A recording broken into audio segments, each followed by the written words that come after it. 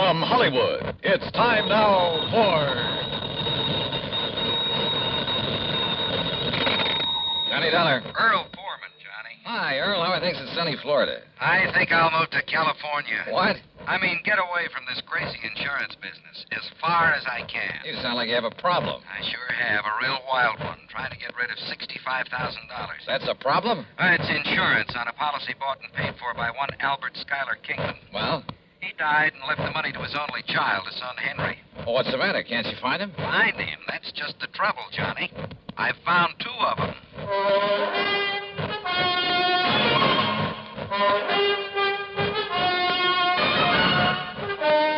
Bob Bailey in the exciting adventures of the man with the action-packed expense account. America's fabulous freelance insurance investigator. Yours truly, Johnny Dollar.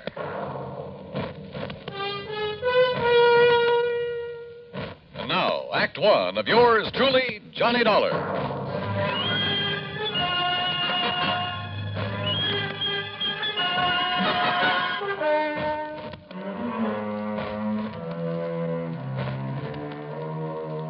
Expense account submitted by Special Investigator Johnny Dollar to the Tri-State Life and Casualty Company, Sarasota, Florida. Following is an account of expenses incurred during my investigation of the Double Trouble matter.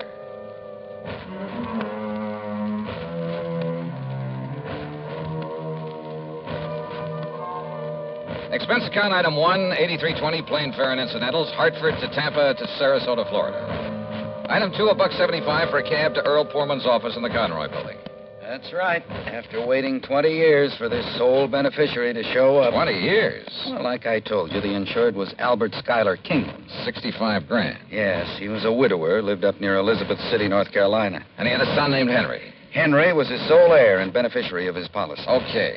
And you say that Kingman died 20 years ago? Yes, during that big hurricane back in 38. Remember it? Did about $40 million damage up and down the coast. Earl, I was a mere child at the time. Oh, sure. How old was Henry? Well, he was 10, just a kid. Anyhow, it was several days before the old man's body was found. And the boy? No trace of him. Disappeared. In due course of time, because of the statute of limitations, the old man's estate was, well, I guess it went to the state. But not his insurance, huh? No. We kept the matter of the insurance open, company policy. Requires a lot of legal finagling, but in the company's history, they've turned up beneficiaries as much as 15, 18 years after death. How? By advertising. And that's what accounts for the sudden appearance of two Henry Kingmans, each claiming to be the beneficiary of Albert Kingman's policy, and each having a logical, legitimate story.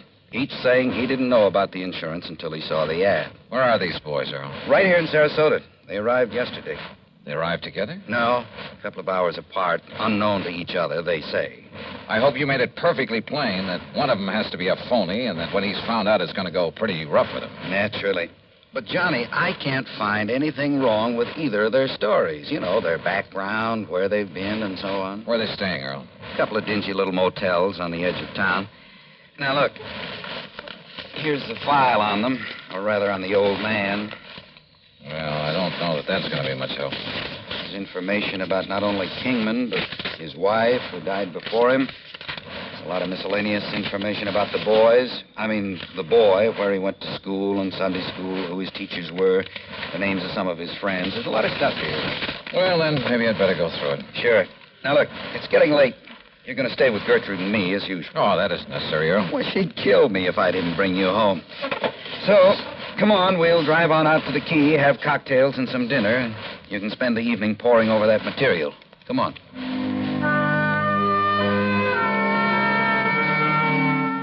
Cocktails and dinner were great. They always are with the Poormans. Only poor man is a misnomer. That home of theirs on St. Armand's Key is not only big and new, but beautiful. They have their own private dock and speedboat on the bayou directly back of the house. Yeah, they own a couple of spanking new fancy air-conditioned cars. I decided that if I ever get enough to retire, this will be the kind of a setup for me. It was nearly 10 o'clock by the time I got around to the folder on Henry Kingman. But by 2 a.m., so help me, I knew more about him than he himself could. Yes, I was all set to expose one of these claimants as a phony, a fraud. Had the whole situation right in the palm of my hand. I thought. But, brother, I had no idea of what was coming. Believe me.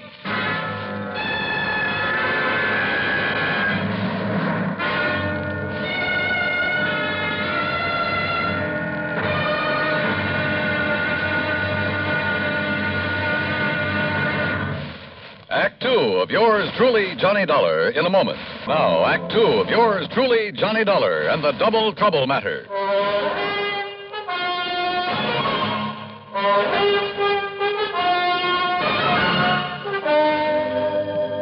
By 9:30 the next morning at a cheap little motel on the north edge of Sarasota, I'd spent nearly an hour carefully questioning Henry Kingman, number one. And I was getting nowhere. Obie O'Brien? Well, sure, Mr. Dollar. He was one of the kids I used to play with back in Elizabeth City. He and Bobby Tank. Yeah? You see the scar on my arm right here? That's where Obie hit me with a stick one time when we were playing caddy. Yeah, I see. If you know where Obie is these days, you ask him and he'll probably remember. Scared him to death. He thought he'd busted my arm. Now, let's see. How about Miss Albertus? Albertus? Yes. Gee, I don't remember any Miss Albertus. Your Sunday school teacher there in Elizabeth City. Listen, I was only 10 years old then, but I remember my Sunday school teacher real good. Her name was Miss Griswold, and she was, Look, are you trying to trick me or something? Yes, I am. Because Henry... Why don't you call me Hank? Everybody else does. The fact remains, Hank, that one of you two claimants to the insurance is a phony. Well, believe me, it's not me. Everything you've told me about your childhood checks perfectly with the information I have. Well, of course, Mr. Dollar. Almost too perfectly. Listen, where did you live and go to school after the hurricane? Well, I'll be honest. I didn't have much schooling. Where did you live? Mr. Dollar, I wandered around more than little Orphan Annie. All over North Carolina, then up north. Did you live anywhere long enough to be, well, really be recognized as Henry Kingman? I'm afraid I was just a bum. And all anybody ever knew me by was Hank. You saw the ad about the unclaimed insurance in New York? Yes, sir. I was working on the dock, stevedoring. Saw that ad in the Times. And I decided that if I had that much money coming to me and I could get a hold of it, why, maybe I could amount to something. Get an education, maybe, or, well... Hank, all the insurance company has to go on is your memory, or what you say is your memory of your childhood. What I've told you is true, sir. But if the other claimant comes up with the same kind of a story... But he can't. Because, don't you see, sir, I'm really Henry Kingman. I've told you all about my father and the house and the hurricane and the people I knew, about what's happened to me since... Yeah, I know. It's because I am Henry Kingman. Uh-huh. We'll see.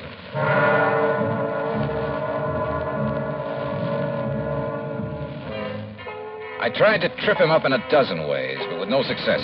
He had a logical, reasonable answer for every question about his past and present. As for not being able to produce anyone who could identify him as Henry Kingman, well, it was simply because of his rather aimless life spent wandering from city to city, never having any close friends because he chose to go it alone. He was a tall, well-built lad with a mop of blonde hair and clear blue eyes. And I must confess I kind of liked him, his open frankness. But you know something? I could have been awfully wrong.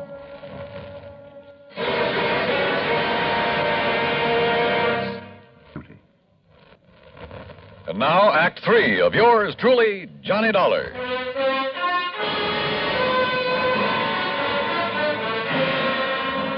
I got into the car that Earl Portman had loaned me and drove to the motel east of town to see Henry Kingman, number two. Tall, dark, and well-dressed, he was terse and to the point. And he answered all my questions with the same ease and conviction as the other boy. In only one major respect did his story differ. Oh, sir, I can't name you a single person who can identify me as who I really am, Henry Kingman. And for a very simple reason. What's that, Hank? It's Henry, Mr. Dollar. And the reason is that right after the hurricane, I was adopted by a family that just moved into nearby Bridgeton. Their name was McGovern, so I took their name. Go up to Bridgeton, ask them. Show them my picture, anything you like. They'll all tell you I'm Henry McGovern, only my foster parents knew that I was really Henry Kingman. Knew? They both died about 7 years ago. And they told nobody else who you really were? No, not even the preacher. They'd wanted a son for years, now they had a son. And they didn't want anyone to come along and take me away from them. Then how did you find out that you're Henry Kingman? If you are. I'll ignore that last part of your question, Mr. Dollar. They didn't tell me until my 21st birthday. Bridgeton. Isn't that the little town up near Currituck that was completely destroyed by fire a couple of years ago? Oh, yes, of course. I'd forgotten. There isn't a living soul up there anymore. Oh, but I'm sure a man like you could track down some of the people who live there. Uh-huh. When were you last in Bridgeton? I went up north right after my foster parents died.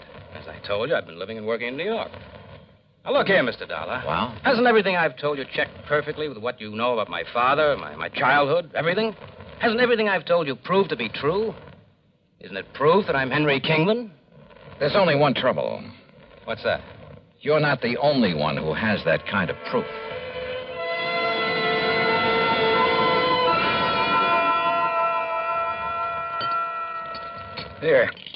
Here, Johnny. Have some more of this baked sea trout. No thanks, sir. Johnny, you've hardly touched a thing. Yeah, I know, Gertrude. I'm sorry. I will have another cup of coffee, though. Oh, sure. So you haven't gotten very far in your investigation? No, I'm afraid not. I told you, Johnny, the stories of those two boys check out perfectly. Unless the information the company's been collecting for the last 20 years is all wrong. But both of them can't be Henry Kingman. So one of them must be lying. But which one? Well, suppose, just for example, that the blonde is Henry. Yeah? Then how would the other have got hold of all that information? Unless... Well? Do you suppose they've known each other sometime in the past? They certainly don't like each other. I mean, each other's being here. I asked them, Earl, and they both deny having ever seen each other until they came here within a few hours of each other. I didn't see the blonde boy, but the other came here to the house, and I just didn't like him. The dark-haired one, I mean. Hey, wait a minute. Yeah? What is it, Johnny? The description of the father in that folder. Excuse me. Can I help you? No, thanks. I got it right here.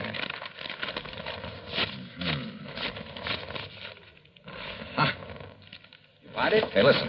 Does Dr. Crutcher still live up the street? Sure. Do you want me to drive you over? No, thanks. I'll walk. Johnny, what'd you find in I'll that see you folder? later. Walking up that street, and there was no moon, turned out to be a big, fat mistake. In the first place, I almost bumped into a palm tree in front of the house. In the second place, I didn't see what stepped out from behind the next palm tree until it was too late. Huh? What do you want?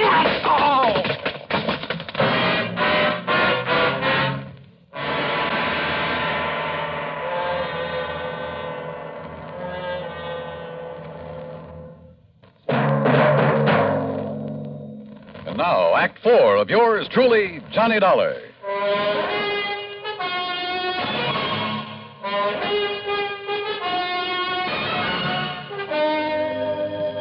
Decided maybe I'd better drive him over anyway, Doc. And that's when I found him lying out there by the palm tree. Well, it's lucky you did, Earl, but I think these smelling salts will bring him around. Whoever attacked him must have seen you coming and... Holy, what's It's okay, Johnny. Yeah, then what's Doc Crutcher? Who socked me? You don't know, Johnny? I sure don't. Oh, but, brother, I have a suspicion. A couple of them. Here, Earl, I brought him a cup of good hot tea. Tea? Sure. Get him a slug of brandy. Oh, well, sure. Only make it scotch. Good man, Doc. You feel okay now? Yeah, Earl, listen. Yeah? Get on the phone. Call the motels where those boys are staying. Tell them to get over here immediately. Better still, I'll drive over and get him. Meantime, Doc. Yeah? Here's your scotch, Johnny. Thanks. And if you want some more... Just a minute, woman. Where's mine? Oh, of course, Doc. I'm sorry. Neglect me, huh? Hey, listen, Doc. I want to ask you a couple of questions. What about? Heredity. Heredity? Yes. Okay. Shoot.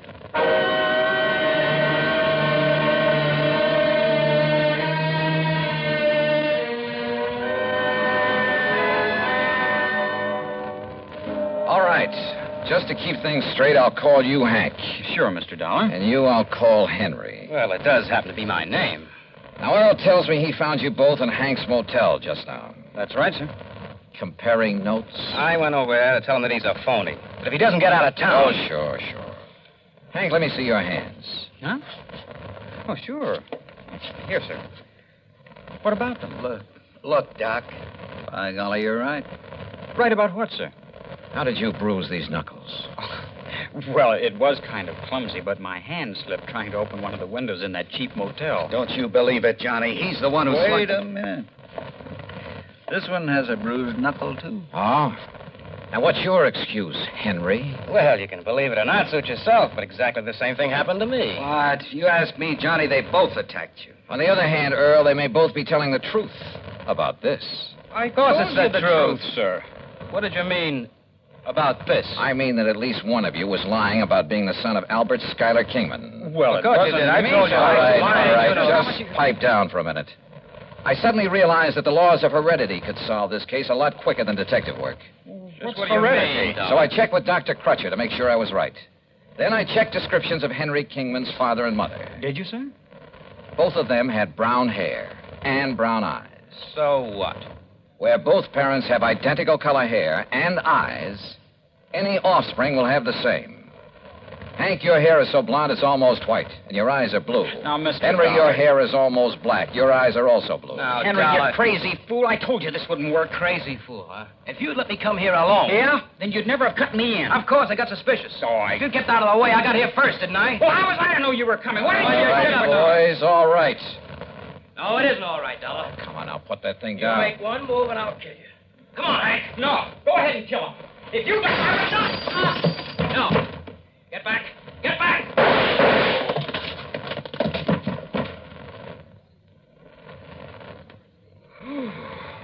Johnny, you outdrew that Henry like... Wow. Yeah. Take a look at what happened to Hank. Huh? Is everything all right, boys? Holy... Gertrude, what did you hit him with? Earl, I never did like that old bass anyhow.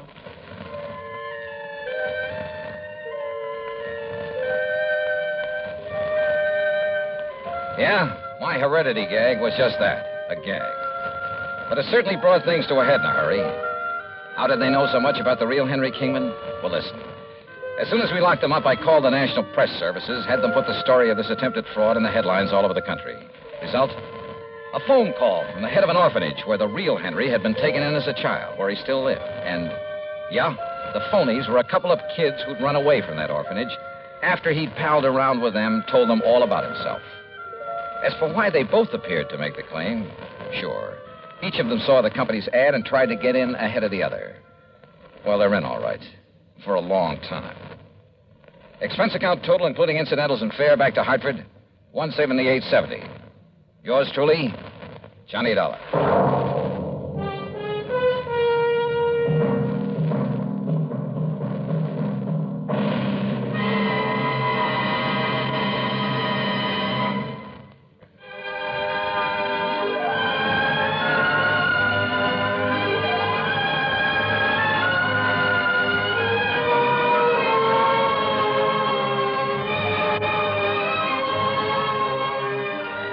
Yours truly, Johnny Dollar, starring Bob Bailey, originates in Hollywood and is written, produced, and directed by Jack Johnstone. Heard in our cast were Virginia Gregg, Vic Perrin, Sam Edwards, James McCallion, and Parley Bear.